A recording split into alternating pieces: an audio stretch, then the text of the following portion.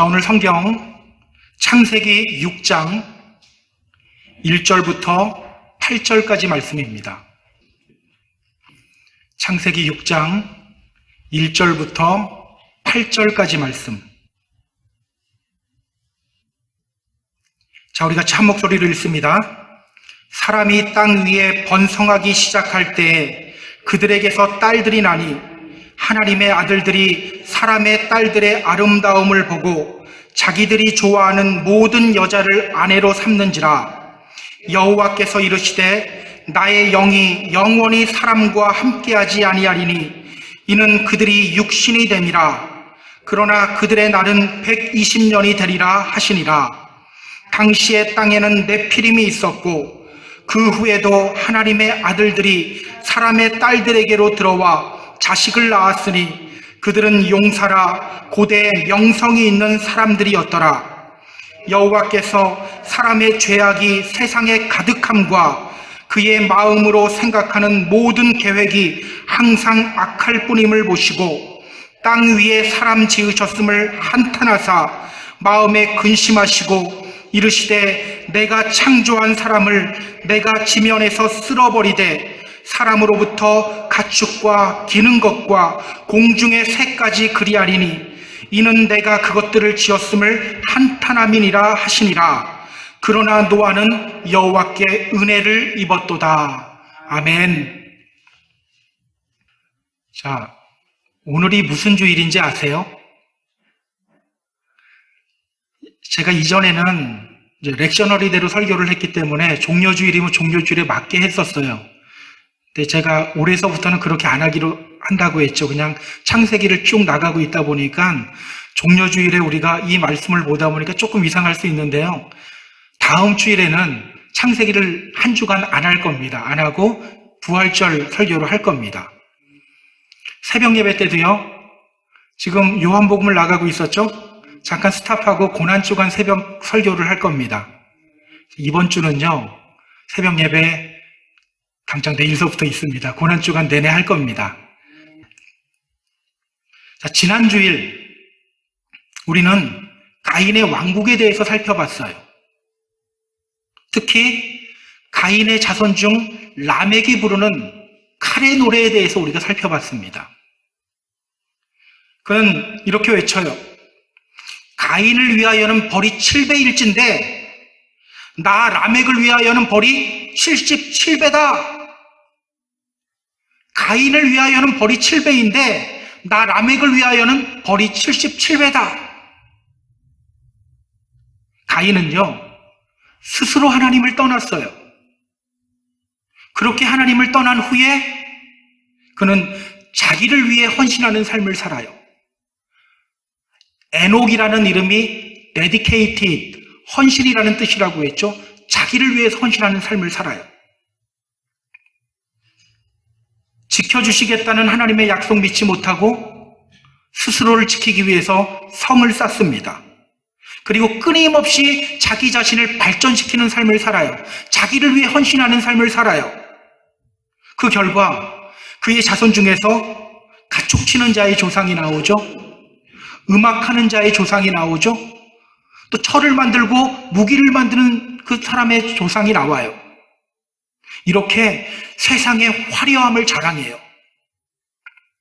그 세상의 화려함 위에서 라멕이 외치죠. 내가 들고 있는 이 칼이 하나님보다 낫다. 하나님보다 위대하고 하나님보다 강하다. 몇 배는 10배는 강하다.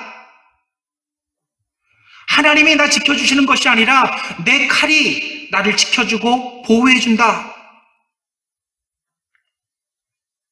이런 가인의 왕국은 이 세상을 의미합니다. 이 세상은 각자 저마다의 칼을 들고 이렇게 외쳐요. 이 돈이 하나님보다 낫다. 내 지식이 하나님보다 낫다. 내 경험이 하나님보다 낫다. 권력, 명예가 하나님보다 낫다. 그렇다면 여러분, 이런 세상 속에서 우리 믿는 사람들은 어떻게 살아가야 합니까?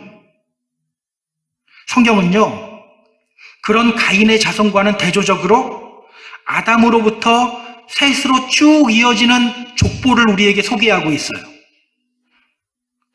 가인의 족보에 비해서 매우 초라하죠. 제가 지난주에 말씀드렸잖아요. 낳고 죽었다밖에 없어요. 그런데요, 그들은 그 초라한 자리에서 여호와의 이름을 부르기 시작해요. 셋이 아들 에노스를 낳고, 에노스가 무슨 뜻이에요? 초라하고 부패하기 쉬운 사람이라는 뜻이에요.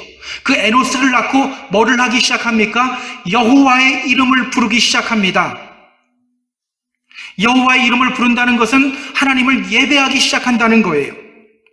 가인의 후손들은 성을 쌓고 악기를 개발하고 무기를 개발하면서 세상의 문명을 발전시켜 나갈 때 셋의 자손들은 여호와의 이름을 부르며 하나님 왕국의 기틀을 잡기 시작해요. 이것이 바로 우리 믿음의 성도들이 힘써야 할 삶입니다. 자, 창세기 5장을 보면요, 그렇게 세상 속에서 하나님을 예배하는 아담의 자손들의 그 이름들을 쭉 열거합니다. 어디까지 이어질까요? 우리가 잘 아는 노아까지 이어집니다. 그런데요, 창세기 6장에 들어오면 분위기가 갑자기 이상해져요. 이것을 요즘 젊은 친구들은 갑분싸라고 하거든요. 갑자기 분위기가 싸늘해져 버려요. 사람을 보며 한탄하시는 하나님의 모습이 나와요. 6절에 나오죠. 땅 위에 사람 지으셨음을 한탄하사. 또 7절 마지막 부분에도 나와요. 하나님이 말씀하셔요. 이는 내가 그것들을 지었음을 한탄함이니라. 이렇게 하나님의 한탄이 반복적으로 나옵니다. 여러분, 하나님은 왜 이렇게 한탄하시는 걸까요? 이 한탄, 누구를 향한 한탄일까요? 이렇게 하나님이 한탄하시는 장면을 통해서 성경이 오늘 우리에게 전하려고 하는 메시지는 뭘까요? 우리가 오늘 본문을 통해서 함께 살펴보도록 하겠습니다. 자, 그럼 본문으로 들어갈게요. 1절, 2절 보시기 바랍니다. 자, 1절, 2절. 자, 우리 같이 읽습니다. 사람이 땅 위에 번성하기 시작할 때 그들에게서 딸들이 나니 하나님의 아들들이 사람의 딸들의 아름다움을 보고 자기들이 좋아하는 모든 여자를 아내로 삼는지라. 자, 오늘 성경은요, 하나님이 한탄하셨던 당시 시대를 이렇게 묘사하고 있어요. 사람이 땅에서 번성하기 시작할 때 그들에게서 딸들이 낳고 하나님의 아들들이 사람의 딸들에게로 그 아름다움을 보고 갖고 자기들이 좋아하는 모든 여자들을 자기 아내로 삼았다. 여러분, 이 말이 무슨 뜻일까요? 하나님의 아들들이 사람의 딸들의 아름다움을 보고 자기들이 좋아하는 모든 여자를 아내로 삼았다. 이 말이 무슨 뜻일까요? 자, 여기 나오는 하나님의 아들들, 누구를 가리킬까요? 하나님의 아들들. 하나님의 아들들이 사람의 딸들을 아내로 삼았다. 이 말이 무슨 뜻일까요? 자, 오늘 본문 1절, 2절을 보면서 어떤 분들은 이렇게 주장합니다. 하나님의 아들들은 천사들을 가리킨다. 그들이 사람들과 결합을 했다는 것이다. 또 어떤 분들은 이렇게 주장해요. 하나님의 아들들은 하나님을 예배하는 셋의 후손들을 가리킨다. 그들이 가인의 불경건한 자손들과 서로 결혼을 하고 결합을 했다는 것이다. 뭐가 맞는 말일까요? 또 다른 주장도 있는데 그것까지는 제가 설명을 안 해드리려고 해요. 자, 우리 성경은 성경으로 좀 풀어야 되잖아요. 하나님의 아들들, 이 표현이 성경에서 주로 누구를 가리키는 표현인지를 우리가 좀 찾아봐야 돼요. 하나님의 아들들, 성경에서 이 표현은 주로 누구를 가리키는 말일까요? 하나님의 아들. 자, 시편 2편을 보면요, 하나님께서 시인을 향해서 이렇게 말씀하셔요. 너는 내 아들이다. 오늘날 내가 너를 낳았도다. 너는 너는 내 아들이다. 호세아를 통해서도 하나님은 이렇게 말씀하셔요. 그들이 살아계신 하나님의 아들이라 일컬음을 받을 것이다. 하나님의 아들이라 일컬음을 받을 것이다. 지금 누구를 향해 하나님의 아들이라고 말하고 있습니까?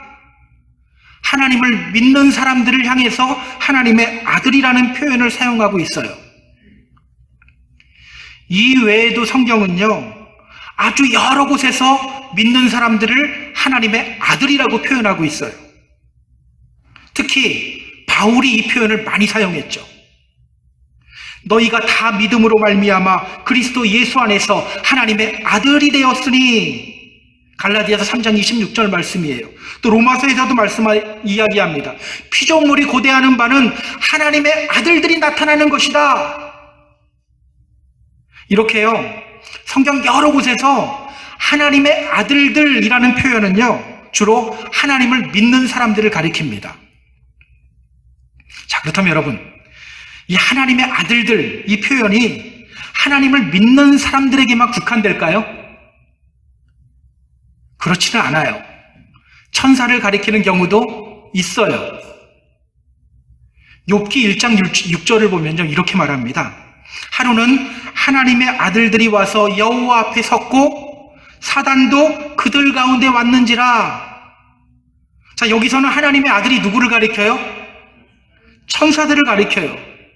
여러분, 이렇게 하나님의 아들들이라는 표현은요, 믿는 사람들도 가리키고 천사를 가리킬 때도 있어요. 자, 이래서 우리가 이제 헷갈리는 거예요. 이게 누구를 가리킬까? 오늘 본문에 나오는 하나님의 아들들, 누구를 가리킬까요? 저는요, 여호와의 이름을 부르며 예배하는 셋의 후손을 가리킨다고 봐요.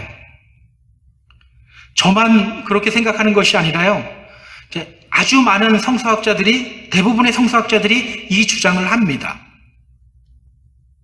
성경을 보면요, 천사란 영적 존재이지 사람과 결합할 수 있는 존재라고 말하지 않아요. 예수님이 그 말씀하셨어요. 마가복음 12장 15절에서 예수님이 이렇게 말씀하셔요. 사람이 죽은 자 가운데서 살아날 때에는 장가도 안 가고 시집도 안 가고 하늘에 있는 천사들과 같다. 하늘에 있는 천사들이 시집가고 장가 간다는 겁니까? 아니죠. 아니에요. 자, 그렇다면 여러분, 왜 사람들은 자꾸 이 부분을 하나님의 아들들을 천사들로 우리가 볼까요? 제 생각에요, 그리스 신화의 영향인 것 같아요. 여러분, 그리스 신화 보면 헤라클레스가 어떻게 태어났습니까? 신 제우스와 인간 여자 사이에서 헤라클레스가 태어났잖아요. 우리가 그 영향을 하도 받다 보니까 자꾸 이 부분을 그냥 천사라고 해석해버리는 것 같아요. 이건 그냥 저의 추론이고요. 여러분, 만약 성경이 천사와 인간의 결합을 이야기하는 거라면 한번 그렇게 이야기하고 있다고 한번 가정해 보세요. 그럼 천사도 잘못했습니까? 안 했습니까? 천사도 잘못한 거잖아요. 누구 보고만 뭐라고 해요? 인간 보고만 뭐라고 해요? 천사가 아니라는 거죠. 셋의 자손과 가인의 자손의 결합이라고 보는 것이 훨씬 나아요. 풀어서 말씀드리면 하나님을 예배하는 사람들과 그렇지 않은 사람들의 결합이에요. 여러분, 이걸 이렇게 오해하지 마세요. 이게 믿는 사람들과 믿지 않는 사람들의 결혼 풍속 이야기하려는 거 아닙니다. 사람이 막 번성하기 시작할 때 누가 가요? 하나님의 아들들이 가는 거예요. 당시 시대가 어떤 시대였냐? 하나님을 믿는 사람들이 세상 사람들이 부러워서 그쪽으로 자꾸 나아가고 세상의 가치관과 방법들을 그대로 자기 삶에 적용하는 그런 시대. 믿는 사람들이 세상이 좋아서 세상으로 가서 세상과 짝잡고 가던 시대. 그 시대가 바로 그런 시대였다는 거예요. 자, 우리 2절을 다시 좀 볼까요? 2절. 자, 당시 시대가 어떤 시대였는지를 서술하는 단어들이 있어요. 한번 찾아보세요. 하나님의 아들들이 사람의 딸들의 아름다움을 보고 자기들이 좋아하는 모든 여자를 아내로 삼았다. 어떤 단어들일까요? 사실은 제가 읽으면서 강조를 했습니다. 보다, 좋아하다, 삼았다, 취하다라는 단어예요. 보다, 좋아하다, 취하다. 여러분, 이 세 단어를 들으면 생각나는 장면이 있어야 되는데, 보다, 좋아하다, 취하다. 이 단어를 보면서 생각나는 장면이 있어야 돼요. 혹시 생각나는 장면 없나요? 하와. 지금 비슷하게 정확하게 맞힌 것 같아요. 맞아요. 아담과 하와가 선악과를 따먹는 장면이에요. 여자가 나무를 본즉 먹음직도 하고 보암직도 하고 지혜롭기도 할 만큼 탐스럽기도 한 나무인지라 좋아하죠. 여자가 그 열매를 취하죠. 따먹고 자기와 함께 있는 남편에게도 주매 남편도 먹은지라. 제가 좀 풀어서 이야기한 것 같은데요. 이 세 단어, 좋아하다, 취하다, 삼다, 라라는 단어, 토브라는 단어, 라카흐라는 이 단어, 세 단어가요, 여기 그대로 들어가요. 순서까지 똑같이 들어가요. 히브리어 문화에서는요, 이 동일한 사건이라는 것을 암시하고 보여줄 때 똑같은 단어를 배열을 해요. 지금 이렇게 똑같은 단어를 사용하고 있어요. 그렇다면 여러분, 오늘 성경에 보여주는 당시 시대는 어떤 시대예요? 그럼 불순종의 시대였다라는 거예요.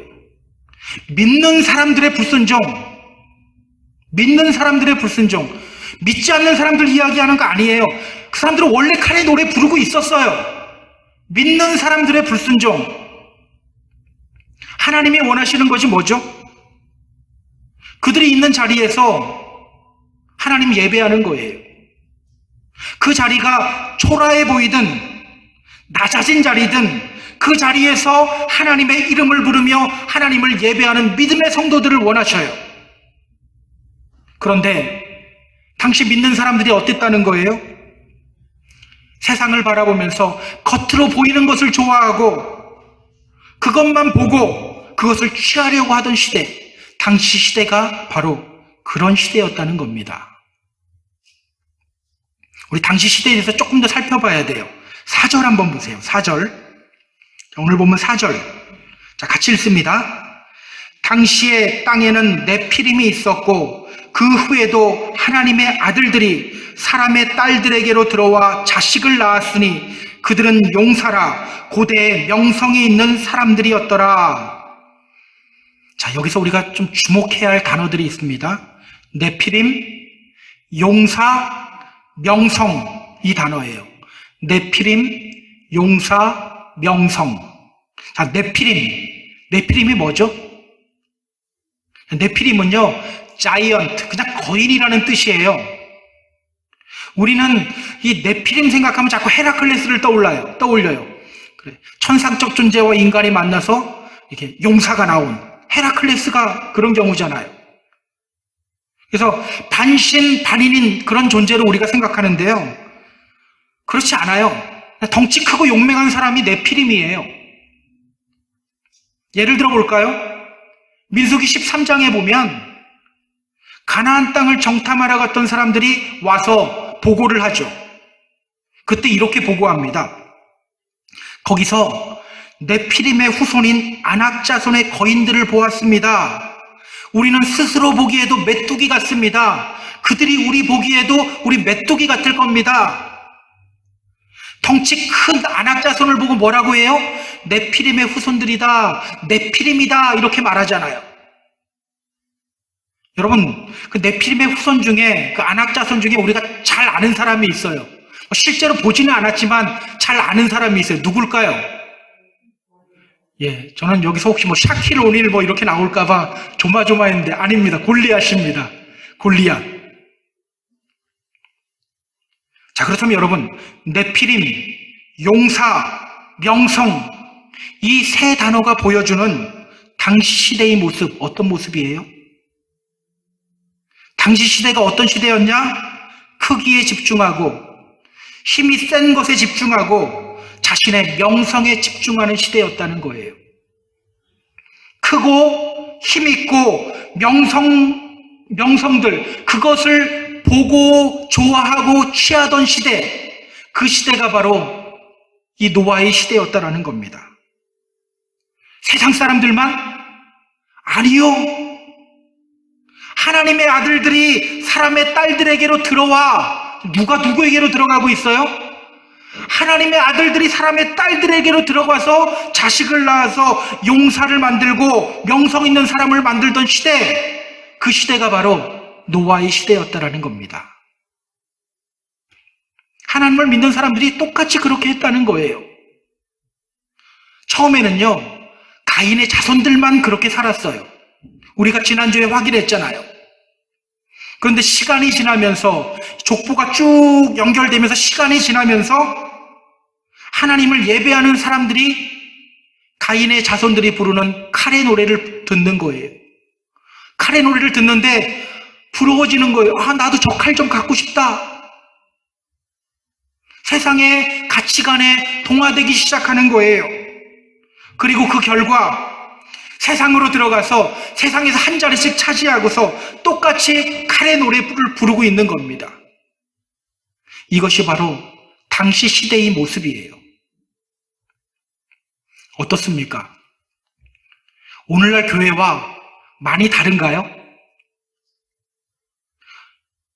많이 다른가요? 똑같지 않나요?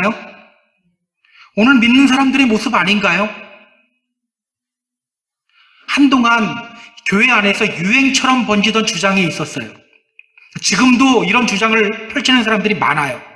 어떤 주장이냐면, 우리 믿는 사람들이 세상에서 성공해서 우리 이 세상에서 하나님의 이름을 드높여야 된다. 하나님께 영광을 받게 해야 된다. 이런 얘기 우리 많이 듣잖아요. 그래서 한국에서는요, 정치 정당 중에 기독당이라는 것도 만들었더라고요. 믿는 사람들이 정권 잡아야 된다. 그래야지 하나님이 기뻐하시는 세상이 된다. 스스로 믿음이 좋다고 하는 분들, 꼭 저마다 이렇게 이야기하는 분들이 있어요. 저의 목표는 제가 몸담고 있는 분야에서 최고의 자리에 올라서 하나님께 영광 올려드리는 겁니다. 여러분, 이런 말 들으면 어떻게 들립니까? 대단한 생각 같나요? 그렇지 않아요. 겉으로 보기에는 은혜롭게 보여요. 근데 가만히 들여다보면요, 세상과 똑같이 크기에 집중하고 권력에 집중하고 명성에 집중하는 모습이에요. 여러분, 믿는 사람들이 세상에서 성공하면 하나님이 영광 받나요? 뭐 안 받을 것도 없고 어떻게 대답해야 될지 잘 모르겠죠. 여러분이 높은 지위에 올라가서 하나님께 영광 돌립니다. 그러면 하나님이 영광 받을까요? 여러분이 이제 어느 날 로또에 당첨됐어요. 사람들이 어떻게 로또에 당첨이 됐습니까? 하나님이 하셨습니다. 그러면 영광 받습니까? 여러분, 기독교 정당이 정권 잡으면 나라가 기독교 나라가 될까요? 아니요, 똑같이 세상으로 가요. 그거 알아야 돼요. 지난 주일에 우리가 살펴봤잖아요. 이 세상은 어떤 세상이다? 가인의 왕국이에요. 저마다 칼의 노래를 부르고 있어요. 거기서 믿는 사람들이 더 긴 칼 들고 있으면 하나님이 영광 받습니까? 절대로 그렇지 않아요. 하나님의 이름으로 자기 욕심 취하려고 하면 안 돼요. 그렇다고 여러분 오해하지 마세요. 이 세상에서 높은 자리에 올라가는 것, 이거 잘못된 거다, 이 말 하는 거 아닙니다. 우리 하나님은요, 요셉을 애굽의 총리로 올리시기도 했어요. 우리 하나님은요, 당신을 드러내시기 위해서 우리를 높이시기도 하고 낮추시기도 하시는 분이십니다. 사무엘 어머니인 한나가 아들 없는 중에 이 고백의 기도를 하잖아요. 여호와는 가난하게도 하시고 부하게도 하시고 낮추시기도 하시고 높이시기도 하신다. 여러분, 하나님이 언제 영광 받으십니까? 내가 서 있는 자리, 그 자리가 높은 자리가 아닌 낮은 자리일지라도 화려해 보이는 자리가 아닌 초라한 자리일지라도 그 자리에서 주님의 이름을 부르며 주님을 예배할 때 그때 우리 하나님의 영광 받으시는 거예요. 그때 하나님이 영광 받으셔요. 기억하세요. 오늘 우리가 힘써야 할 것은요, 내가 저 자리에 올라가야지, 내가 세상 사람들보다 더 크고 긴 칼 들어야지, 이게 먼저가 아닙니다. 주님의 이름을 부르는 것이 먼저예요. 참된 예배자로 서는 것이 먼저입니다. 자, 주님의 이름으로 부탁드립니다. 세상과 똑같이 크기에 집중하고 권력에 집중하고 명성에 집중하지 마시기 바랍니다. 하나님께 먼저 집중하시기 바랍니다. 그런즉 너희는 먼저 그의 나라와 그의 의를 구하라. 그리하면 이 모든 것을 너희에게 더하시리라. 여러분, 이 말씀 들으면 뒤에 이 모든 것을 너희에게 더하시리라, 이것 때문에 먼저 하나님께 영광을 돌려야 될 것 같습니까? 아닙니다. 너희는 먼저 그의 나라와 그의 의를 구하라. 이게 먼저예요. 너희는 먼저 그의 나라와 그의 의를 구하라. 자, 그럼 우리 5절, 6절, 7절 같이 보도록 하겠습니다. 자, 5절, 6절, 7절 같이 읽습니다.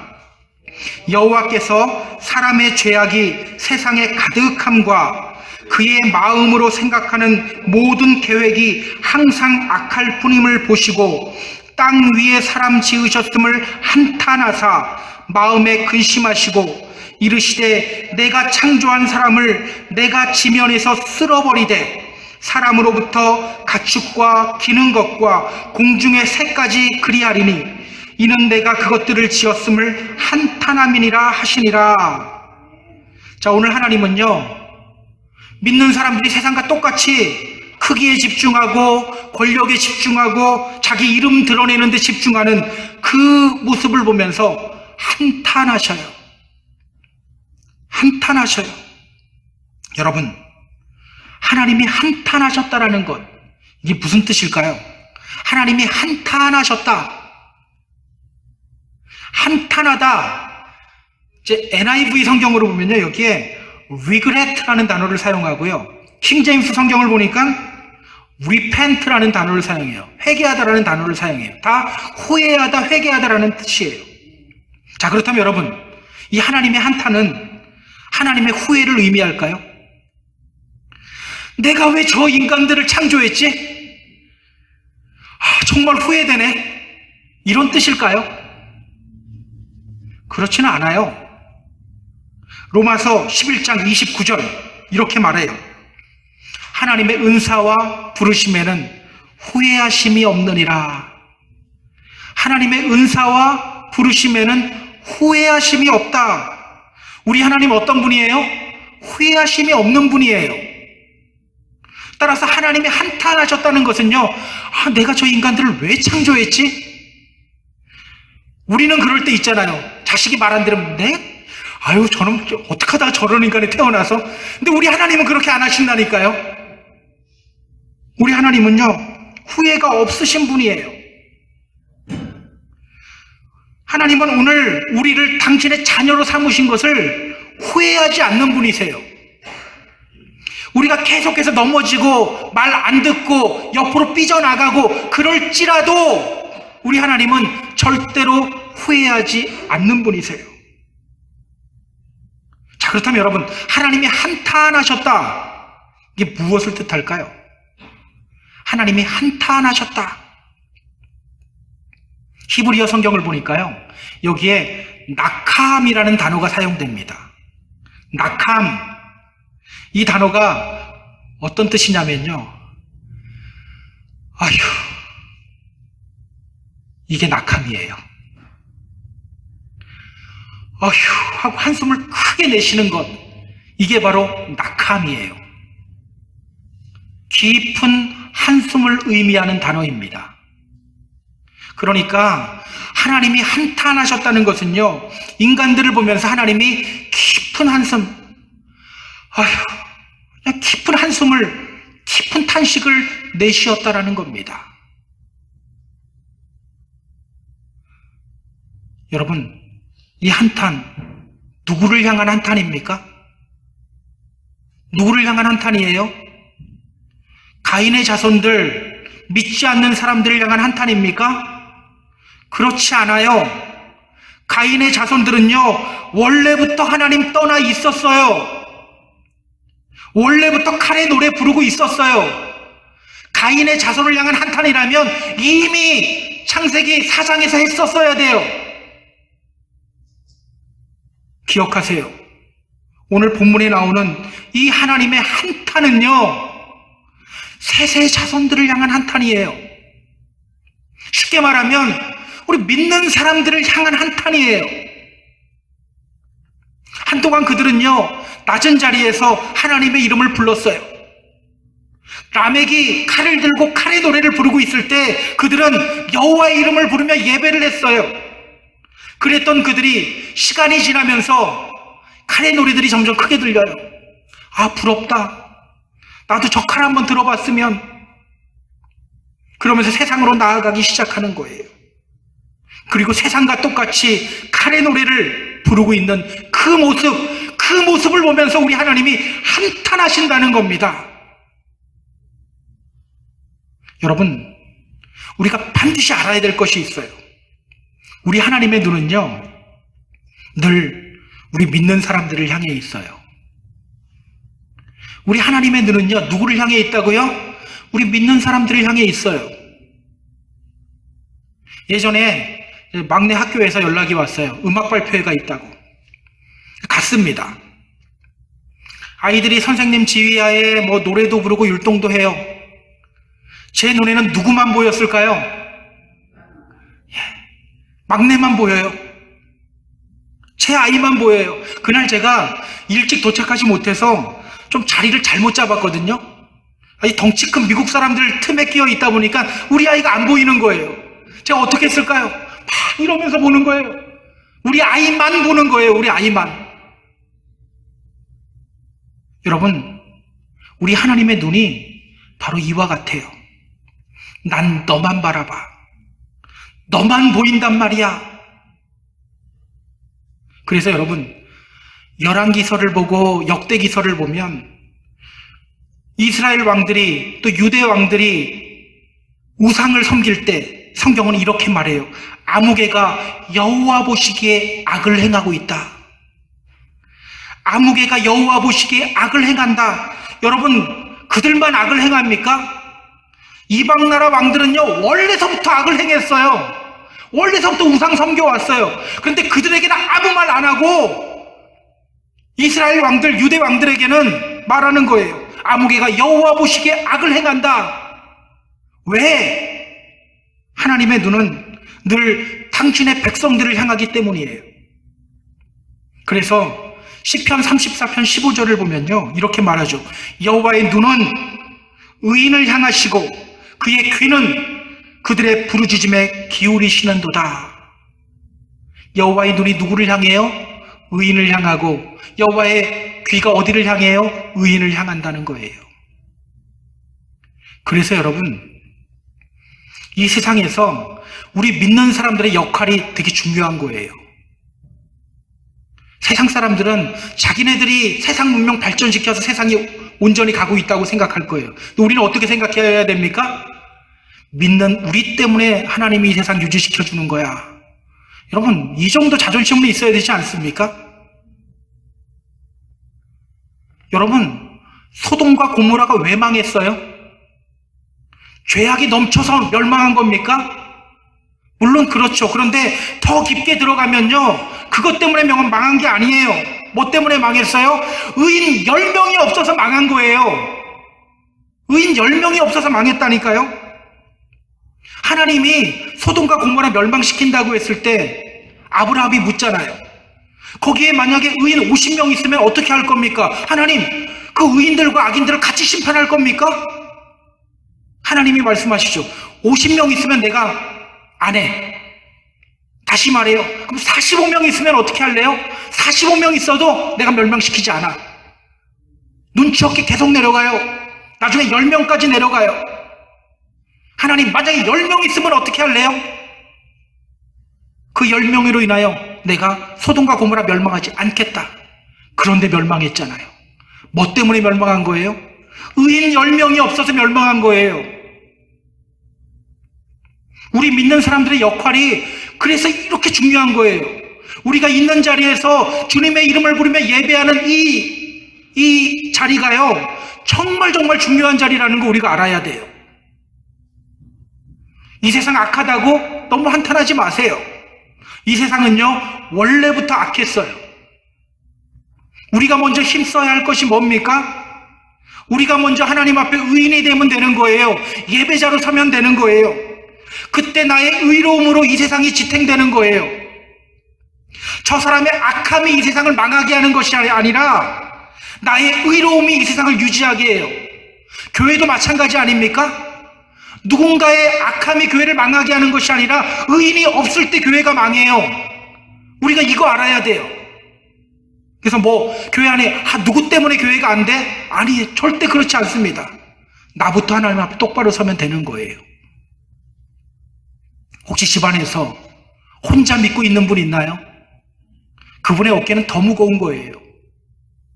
그 한 사람으로 인해서 가정이 다시 살아날 기회를 얻을 수 있게 되는 거예요.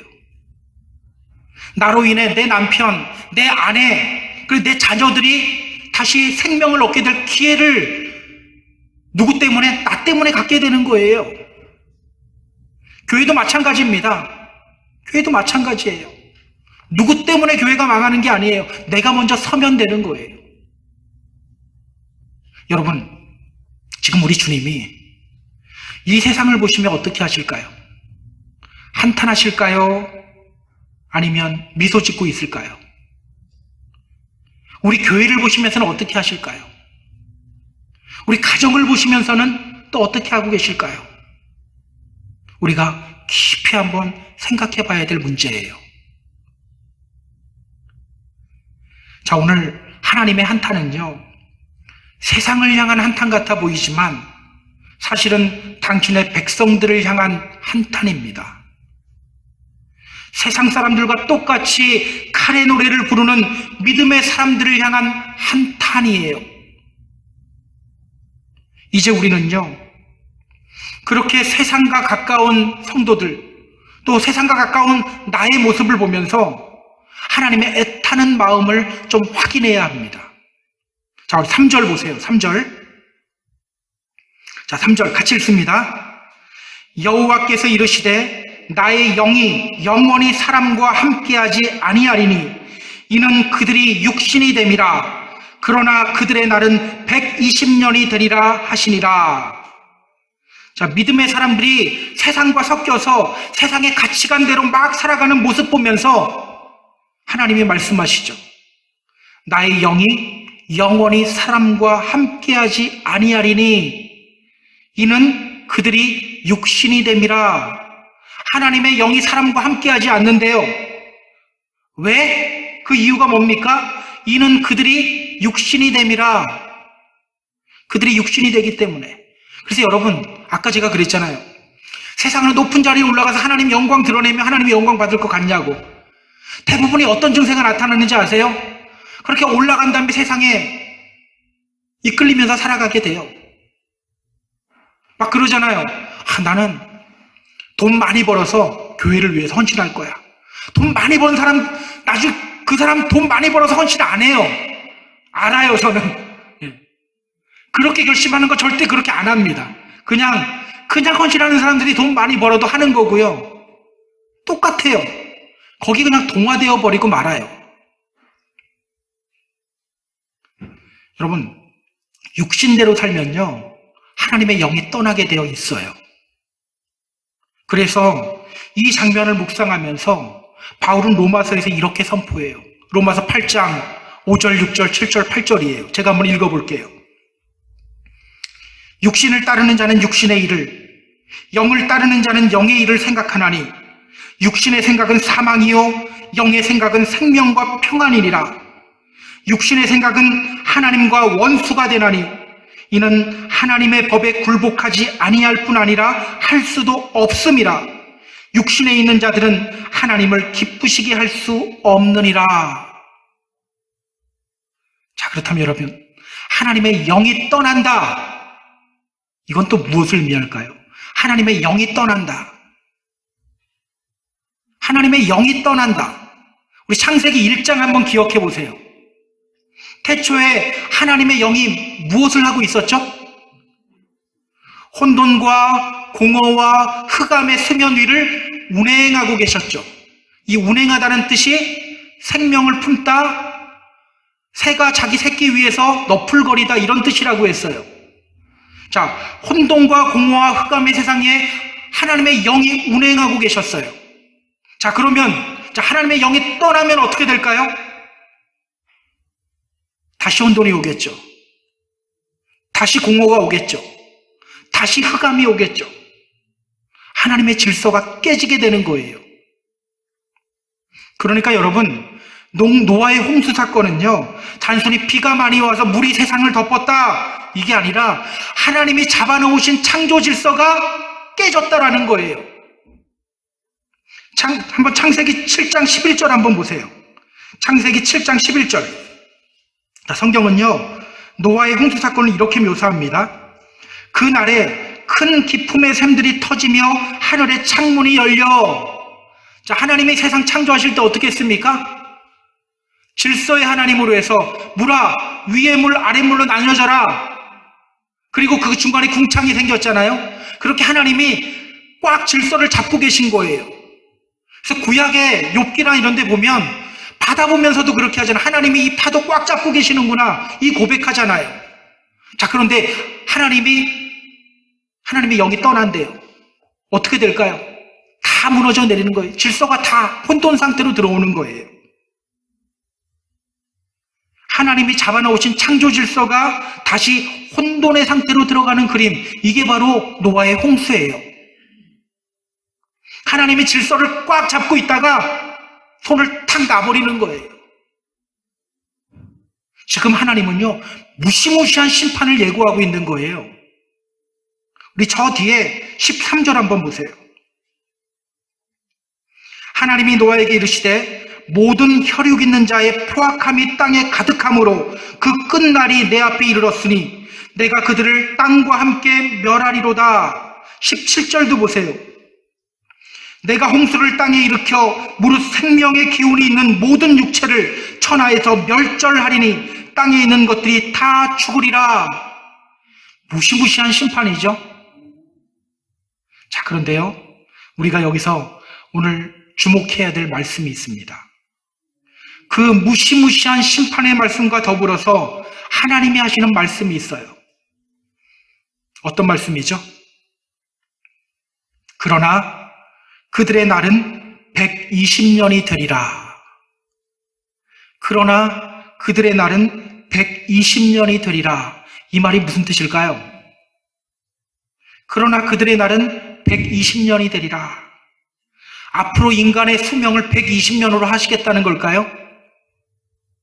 물론 노아의 홍수 사건 이후에 인간의 수명이 확 줄기는 했어요. 모세가 몇 살까지 살았죠? 120세까지 살았어요. 창세기 5장을 보면, 이 족보를 보면 다 890, 900세는 다 이렇게 살잖아요. 근데 이 이후로 확 줄기는 했습니다. 그렇다면 여러분, 오늘 성경이 이야기하는 게 이걸까요? 그러나 그들의 날은 120년이 되리라. 이 문장은요, 정확하게 번역하면 이렇게 번역해야 돼요. 이 히브리어로 한국말로 정확하게 번역하면 그들의 남은 날수가 120년이 되리다 라는 뜻이에요. 그들의 남은 날수가 120년이 되리라. 하나님이 그 심판을 언제 하시겠다는 거예요? 120년 후에. 120년 후에 홍수 내리겠다라는 거예요.